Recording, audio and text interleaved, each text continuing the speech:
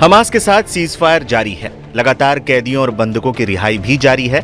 Hamas के साथ साथ इजराइल लेबनान के बीच भी युद्ध विराम समझौता हुआ था, क्योंकि गाजा पट्टी पर हमास के साथ साथ लेबनान में हिजबुल्लाह के साथ भी इजराइल लगातार युद्ध कर रहा था। इस दौरान इजरायली सेना ने लेबनान के कई हिस्सों पर कब्जा तक कर लिया था और अपनी सेना को वहां बिठा दिया था।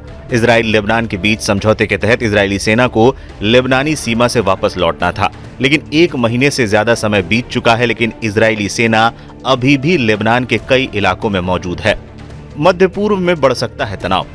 रिपोर्ट्स की माने तो लेबनान में इजरायली सेना की मौजूदगी से मध्य पूर्व में तनाव बढ़ सकता है। इस बीच लेबनान के राष्ट्रपति जोसेफ ओन ने अमेरिका से मामले को लेकर गुजारिश की है कि वो लेबनान के 5 इलाकों से इजरायली सेना को हटाने के लिए दबाव बनाए। उन्होंने इस बात की भी आशंका जताई है कि इस इलाके में तनाव लगातार बढ़ रहा है और कभी भी कोई अप्रिय घटना हो सकती है।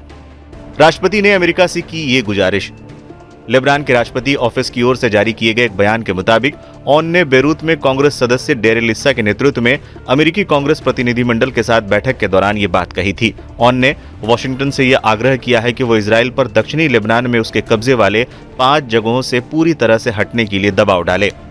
लेबनान ने कहा, इजराइल पर भरोसा नहीं। लेबनान के राष्ट्रपति जोसेफ ओन ने कहा है कि संघर्ष विराम का सम्मान किया जाना चाहिए और इजरायली दुश्मन पर भरोसा नहीं किया जा सकता।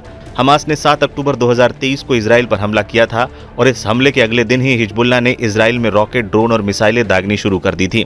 इजराइल हिजबुल्लाह संघर्ष सितंबर में पूरी तरह से युद्ध में बदल गया था। गौरतलब है कि गाजा युद्ध के शुरू होने के बाद से ही लेबनान इजराइल पर हमले करने लगा था। इस हमले के बाद इजराइल ने जवाबी कार्रवाई करते हुए लेबनान पर हमला कर दिया था, जिससे लेबनान में मौजूद हिजबुल्लाह के चीफ समेत कई कमांडर मारे गए थे और कई हजार लोगों की मौत हो गई थी। बता दें, इस बीच हमास और इजराइल के बीच लगातार कैदियों और बंधकों की रिहाई जारी है। जहां हमास ने शनिवार को 6 और बंधकों को रिहा कर दिया, वहीं इजराइल ने भी 600 से ज्यादा फिलिस्तीनी कैदियों की रिहाई कर दी है।